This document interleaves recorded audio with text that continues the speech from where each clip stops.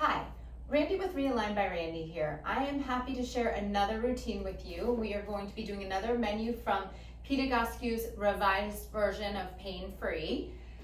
We are going to do the shoulder menu if you have pain. So what's interesting about this menu is really most of the exercises, if not all, will not be moving our arms around. This is one of the reasons why posture alignment work is so valuable. People have shoulder pain, and physical therapy and other things that are similar can absolutely help shoulder pain, but sometimes it's not resolved with that, or it's partially resolved. When you do alignment work, you're really looking at the body as a whole. So this particular routine is more working from the whole body, or more from the pelvis down, because no matter what, your shoulders are sitting on top of your hips, your entire leg system. So that's how this menu is going to be focused. As always, do not do any exercise that causes pain. Standing at a wall with a block. So you will need a yoga block or a small pillow or a small ball. All of those will work. So the idea of this exercise is you're standing and loading all of your joints at the wall. So I'm going to get in position. So I parallel my feet and I put the block between my knees, where other exercises you may not be, but this is putting whatever it is you're holding between your knees. Parallel your feet by the outsides of your feet. So we don't want any feet turning out. We want them nice and straight. And then here's the thing. Don't force your head on the wall. Wherever your head naturally goes is where you want it. Then you're putting your arms down, and this is a 6 to 8 minutes of standing here. So we're gonna go ahead and stand here for a few minutes while I explain many of the benefits of this and what to watch out for when you're doing this. So number one, what's beneficial about this is you're not gonna be aggravating a shoulder symptom, which sometimes shoulder symptoms need to be calmed down before they can be worked through, get the shoulder moving as well, or strengthening. So we don't force our head, because if your head was very forward, you'd be straining up here to get your head on the wall, and more important, to let everything relax. Doing this regularly 6 to 8 minutes for at least a week as a part of this routine, likely your head is going to get closer to the wall with more ease by the end of that time frame of doing this. You can notice sort of imbalances in your body if you notice one shoulder isn't touching the wall or one glute isn't touching as well. But the main thing is your heels may or may not touch the wall. Depends on your back side. And then the key is letting your buttocks touch the wall. That is kind of the main thing that is a for sure. Then everywhere else is kind of where it lines up and hits. So most likely the buttocks and the back will hit the wall. Next up is sitting knee pillow squeezes. So for this exercise, you can have a yoga block, or this is more what we call an Egoscue or posture block, small pillow from the couch, a bed pillow folded in half, a small ball. Those are what you can use as substitutes. So this exercise is going to help strengthen the adductors, but it is also going to improve any imbalance between your inner thigh muscles, that's your adductor muscles.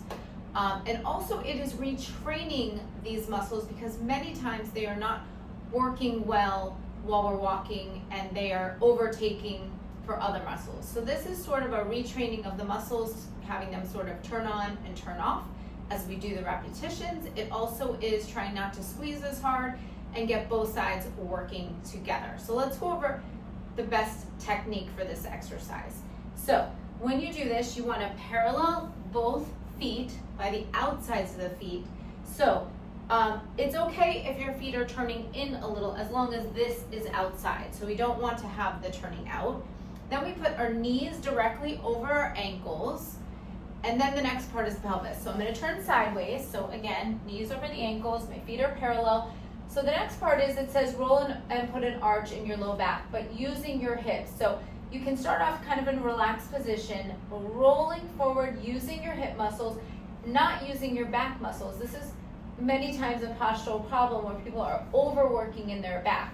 So relax here and use these muscles to help get in more upright position, and then relax the rest of your body into this. So then I'm going to grab my pillow, parallel my feet, I'm resetting my pelvis, and I am going to squeeze and release. This is where it's happening on the pillow or the block. And if I notice one side's working more or quicker, firing quicker, I'm just gonna back off a little bit and try and get them to work together. So this one is 3 sets of 10.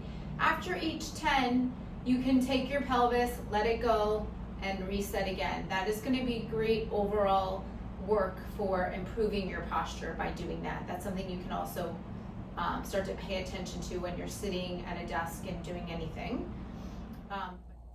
Next up is sitting heel raises with a block. We need the same props. And if I didn't say that before, we are sitting on a chair or a surface that allows you to be about 90 degrees and 90 degrees with your hip and your knees. And then you are using yoga block, other type of soft foamy item, small ball or a pillow to do this exercise. So we're gonna start again with the positioning and review that the feet are parallel by the outsides of the feet, and then the knees are directly over the ankles, so you don't want to be pulling them back. You want to be like that. And then I'm going to show this side position that you again are relaxing in your low back and then using the fronts of your hip muscles to roll up, and this would be your starting position, being mindful not to use the back. And so here we are in position, just checking everything. And we are going to slowly raise up our heels. Now, what is particular about this exercise is you're actually using the front of your hips to do this. It talks about imagining your toes are just resting on eggshells, so you light touch on the floor and you're working on raising and lowering your heels, but using your hips. And this is one of my little tips is imagine there's like strings, puppet strings, and that's what's controlling your legs. That will create the slow work that you want really happening in your upper legs. This is getting your whole lower extremities, both of them, both legs working better, but most importantly, it is getting your hips to work better. And a lot of times what is affecting shoulder pain is that the pelvis is not in balance or aligned, and our hip muscles are not working right, and we end up carrying our body more with our shoulders and stabilizing through our shoulders while we're walking and doing things, and it causes tension, imbalance, positioning that causes rubbing on the tendons, and that's how we get inflammation, aside from maybe a repetitive activity, but a lot of times it is what's happening with the alignment. Now this one is 3 sets of 10. So after you've done 10, you're gonna let your pelvis go back, reset, and again, slow and controlled, heels are raising, but the work is coming from the thighs. Being mindful to just relax your shoulders down, chin is level to the ground. All these tips will help you continue to work on your posture overall for many symptoms.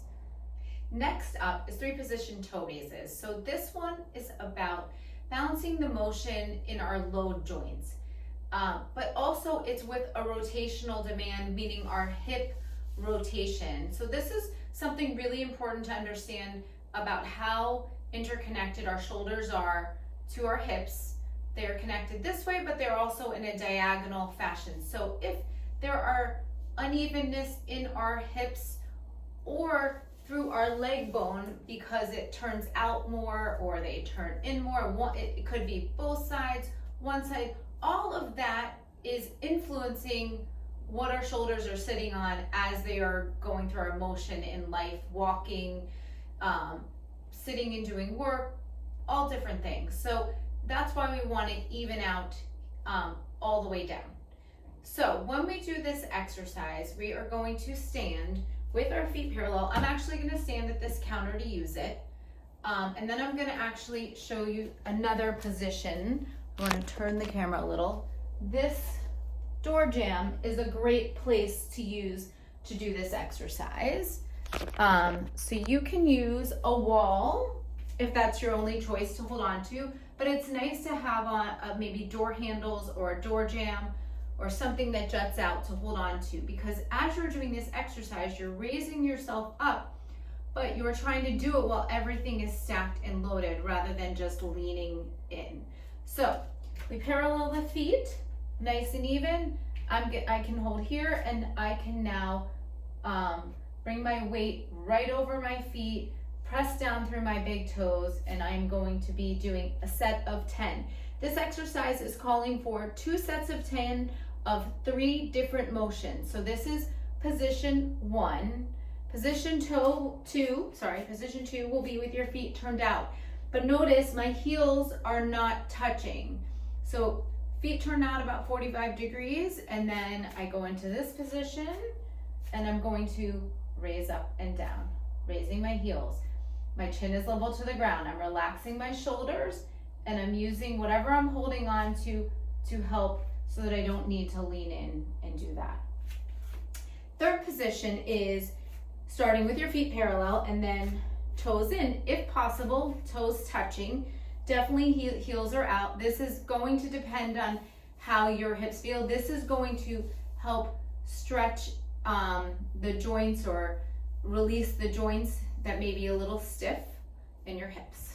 So you position that way, and then again, weight sort of through the big toe, very grounded, and then I'm staying very loaded, and I'm raising my heels up and down. So I will go through that one cycle and go through it a second cycle of all 3 positions. Again, you may not feel as much in your hips initially, but if this routine is done regularly, you will feel some possible changes in your legs, just feeling a little more ease when you're taking your strides and you're walking. And all of that means shoulders don't have to compensate as much for what's not working down below. So next up is wall stork. This is one of my favorites, really important exercise. This strengthens the independence of each hip and really helps with the loading of the joints. And why this exercise is so valuable is I film people's walking all the time while I'm working with them, and we slow it down, and when they're walking, we can see kind of a dropping of the pelvis, sometimes on both sides and sometimes on one side. And we can correlate to how the body is compensating with the shoulders, and especially if there is a trap pain or shoulder pain, there's definitely a connection with that. So this exercise will help balance and your hips, but also really make each one of them more sturdy and stable. So now for this exercise, you're going to need a wall to lean up against. So it's not the biggest wall space, which is nice. And then I have, a posture block, an Egoscue block. You could be using a chair, and it also really depends on your height in terms of what size you're going to need. So for someone like me who's about 5'4", these are the standard chair heights. This is about 18 inches. So I'm going to be standing with my back against the wall and putting my leg up. I think even for me, sometimes this is a little bit better, a little lower. That way my thigh can be parallel to the ground. So, but somewhere around that height will work. I'm making sure my foot is very even. Again, that whole parallel concept, not having it turned out. That's going to change which muscles are working. So the more straight you can get your foot, the more we're going to kind of get to some of the muscles that may not be working as well. It's okay if you have a pigeon-toed sensation on that leg. That just tells you that more than not, your leg is maybe turning out a little bit while you walk. So you're leaning your back against the wall. Again, we're not forcing the head on the wall. It's wherever it naturally goes. Now, I'm just going to bring this a little closer for me. On this foot, I'm going to make sure to ground down through my big toe. And then this leg, the down leg, it's really important. We don't want that dropping out. That is where majority of the focus and work is to make sure this leg is staying nice and connected and loaded and not dropping out to the side. Now, this exercise is done for 3 minutes in the book. I've seen lots of different people do this exercise. You may need to start with 1 minute and build up to the 3 minutes. The 3 minutes done regularly for a while really can make a difference in balance, sturdiness. It helps with athletes. It's just a way of building strength, but also endurance in the muscles that are helping us with walking and running. And it's just, we're not exercising it in this way, loaded and connected necessarily at the gym or typically in a training session. So we do our 1 to 3 minutes on one side, being mindful that that hip's not jutting out, kind of rechecking that, resetting it, and then you go and switch sides, move it over, check the alignment of the other foot, making sure it's nice and straight, placing my foot on there, weight through the big toe, leaning back against the wall, again, not forcing the head, and same thing about the heel, kind of when we did an exercise before with the wall. The heel is not always going to touch. It depends on your backside. Sometimes you're gonna need to bring out the heel just a little bit to feel more comfortable. It just depends on your body type and posture. There is really no right or wrong. It's just trying to get as much of you stacked and loaded, and then relaxing your arms, relaxing your shoulders, and most important is this hip, not letting it jut out to the side, bringing your hips back in and just trying to feel nice and even, but not letting this jut out to the side. And then we are holding for, again, if possible, 3 minutes, or you're building starting with 1 minute and going from there. It will start to feel like a work and a kind of burning, but a good sensation on this side. But this is where you should typically feel it, aside from a little bit everywhere else. Okay, next up is static back. So we will be lying down and putting our legs up on something. So this exercise releases the back and hip muscles and any compensating muscles. So sometimes our body is turning and rotating, and this is going to let gravity act upon that and sort of even things out. So what you will need for this is either a chair or an ottoman, or this is again one of these large posture blocks. And then it's nice to have a folded towel or blanket in case you need to change the height, and then also for the head, depending on the head position, a nice little towel. Depending on how forward your head is, you may need more than one small towel or a little bit bigger one. This is all ways that you can personalize this to you and get the most out of each of these exercises. Okay, so for me, I'm going to use this block. I already kind of know that this height is just a tad bit short for me, so I can put a blanket one way. So I lie down like this, and that gets me to my 90 degrees at my knees and 90 degrees at my hips. Again, this could be a pillow or a couch cushion. If let's say you're using the couch and it's not high enough, maybe you're taller. So you just need to adjust for your height. If your head is forward and you tend to be doing this, that is when I like to add something under the head. We don't want to lift the head too much because we want to let gravity get muscles in our neck to release and help position our forward head into more neutral. But we have to sort of meet the body where it's at. So if you're tipping back like this, it can't release and relax this way. And that's when you would use the towel. Arms will be out to the side, about 45 degrees away from the body, palms up. And the reason for this also helps with rounding of shoulders. A lot of times our forearms from working on the computers are used to being kind of here. So this is all about getting all these different muscles to sort of release with gravity acting upon us. And we are going to stay in this position for about 5 minutes. And it really depends on your body and what's happening. The least amount of time I would spend here would be 3 minutes, or could be longer if you're really struggling with pain. It's a great place to be if you can tolerate it and it is a comfortable position, it's great to let gravity work on it. Next up is progressive supine groin. This exercise allows for better flexion and extension of a leg. So flexion is this way and extension is this way, and helps reduce the compensating rotational or side-to-side motion because of the positioning. So just wanted to explain that, and now we're going to go over this, showing the exercise and the equipment. I do have my shoes on because with this exercise with certain positioning, it may help to just control the motion of my foot. So you need one item for your bent leg, and that for me is this posture block, and the blanket is to help get my height right. That could also be a chair or a stool. Then the other side is something for your leg to be straight on.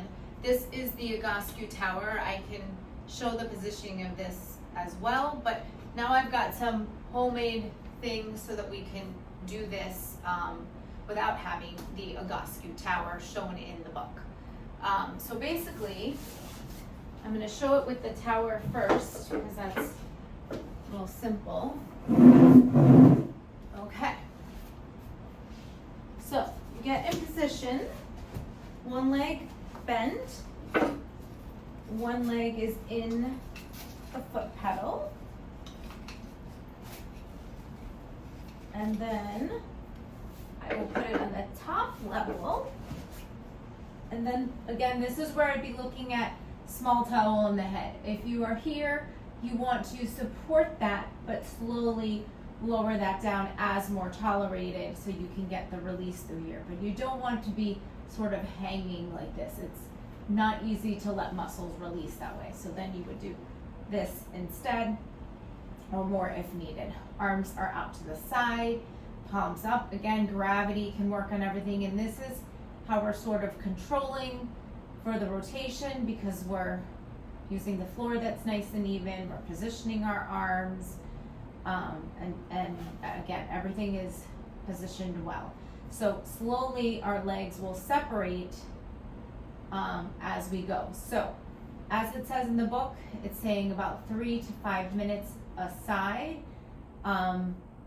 in one position. So on this tower, you have 1, 2, 3, 4, 5, 6 positions that you can go to. So this would be moving to the second position. A lot of times you have to kind of move yourself backwards. So again, you would be staying in this for whatever time you've set, 3 to 5 minutes before moving on. Now, another way to really measure that is you want to feel your back totally relaxed into the floor. You're not trying to force it, but you can kind of test that. So if your back sort of pops up, then you know you need more time. So this one can really be 3 to 10 minutes, 8 minutes for one position, but really you want to make sure if the best way to do this is whatever you do on one leg, make sure you do the same thing on the other leg. That's the safest way to make sure you're feeling balanced and even and not having any pain from releasing too much on one side and not the other. You could do sort of a top, middle, and then bottom. I was kind of a little low on that middle. Again, for the different time frames, and then you would switch sides. Okay, for how to do progressive supine groin without a tower, you still will have to have a chair or a block to put one leg on with the knee bend. Could be a piano bench, something like that. Now, for the opposite leg, in the original pain-free book, he uses a step stool that has 2 steps, and there's sort of a bar standard step stool on it. You can do those 2 levels, and the bottom, the floor, that could be a nice 3-level concept where you spend a good 5 minutes or so on each level on each leg. But in this clinic here, since I do either have the towers, I'm just using some things that I can show how you can figure out how to do this at home. So one leg here, and then one leg. Now, I've used a step stool that I have, and then I added the block, so this could be one height. If I had another block or something, I can put it up higher. If you find your leg is rolling out, you can put a weight or something heavy. And again, this is where the shoes come in, that it's just a little easier because your foot is a little more controlled. And then you've got something to block your foot. So you can relax the leg, because the idea is you're just letting everything relax and go, and you're trying to release muscles, and therefore having something for your foot to roll out on helps with that. So again, I would spend that 5 minutes or 3, but ideally waiting for the back fully, especially on the side of the leg that is straight, to feel like it's relaxed and touching the floor. And then I could take this block away. Okay. And go to the next level. That's another height. And then I could go to the floor. And so, and you're always going to want to reposition, so you get 90-90, reset yourself, and that is this exercise. Now, this exercise does take quite a bit of time because of the multiple levels and both sides. So better to skip this one or do it completely. It's not one that is ideal to just do partially and come back later, because you don't want to create any unnecessary imbalance in your body. But I do think this routine is still valuable, even if you don't have time to do this piece of it. Next up is cats and dogs. Some of you may know it as cat camel in yoga. This is a great exercise for so many reasons, but this is about spinal flexion and extension, moving your spine and your pelvis in both directions, which in many symptoms people are having, there is a missing piece of movement, and the more you can get proper spinal and pelvis movement, the body is so much happier and can move freer when you are upright. So with the shoulder issue, if for some reason getting into this hands and knees position causes you pain and you need to skip it, that's okay. This actually could be done sitting in a chair as an alternate, where you aren't putting weights on your arms, and then you would just be doing sitting cats and dogs like that. So when we get into this exercise, we want shoulders over wrists in the hands and knee position. We want hips over the knees, and you get into that position. Now, it's very easy to quickly try and do this and not get the full motion. You really want to slow this one down for the 10 times, especially as you're beginning to use it. So you are going to sink your belly down, let your belly drop, and draw your shoulder blades together, sort of back and down, and look forward. This is one position. Elbows are straight. Then you are going to lead with your pelvis and go back the other way into a big, giant C. This is a little bit easier to sort of figure out in many cases. But now I'm gonna start here at my pelvis, and I'm going to tip my pelvis down, letting my belly sag, draw my shoulder blades together, and then put my head up. And again, being mindful not to pull up on your upper traps, elbows straight, and then I'm gonna begin again with my pelvis, and then this becomes more of a fluid motion. But again, I am leading with my pelvis, and many times, if you're very stuck and stiff in your upper body and your shoulders, this will be difficult to get your elbows straight and difficult to get the motion back here. This will improve the more you do this exercise. Airbench. This exercise puts the hips, knees, and ankles simultaneously under a flexion load, meaning a bent load. And the purpose of that is sort of a kinetic chain, getting everything to work and stabilize together. And what that does is that takes the work out of the back and sort of upper body and puts it into the legs, we should be carrying more of the load when we are moving around. So shoes on for this exercise if possible. Yoga mat is fine with bare feet. The big thing is you don't want to slip while you're doing this. This is like a wall sit. You're leaning your back against the wall. Feet are parallel. Your feet are what we call hip width apart, meaning this is the center of your hip and down, so they're not as wide. We're gonna get a little bit more work the way we want it with your feet a little closer together. So you walk your feet out and you're going to be about 90 degrees here, and this, your ankles are a little bit in front of your knees, so it's a little bit bigger than a 90-degree angle. The key is pressing your back into the wall. Really use your legs to put your body back into the wall. More weight in the heel of your foot will help with that. And then we are not forcing the head on the wall. That is important in this exercise. We are trying to activate other muscles. We're just letting the head be where it naturally goes. Mine in this exercise doesn't touch the wall. And arms can be down, arms can be resting here, trying to keep your feet nice and even. And this exercise can be 1 to 3 minutes, but you can also start with just 20 or 30 seconds, come out and maybe do it a second time or a third time. This can be very hard for some people. I see some people on occasion, the 2 or 3 minutes is no problem, but many people will need to start off very small in terms of time. Now, the thing of this exercise is it's very beneficial, so even that 20 seconds is still important. We just finished up the menu for shoulders with pain from the revised version of Pain Free by Pete Egoscue. If you like my videos, you can like, follow, and subscribe. I do have a website, Realigned by Randy with 2 E's. That's the same as my Instagram and my Facebook pages.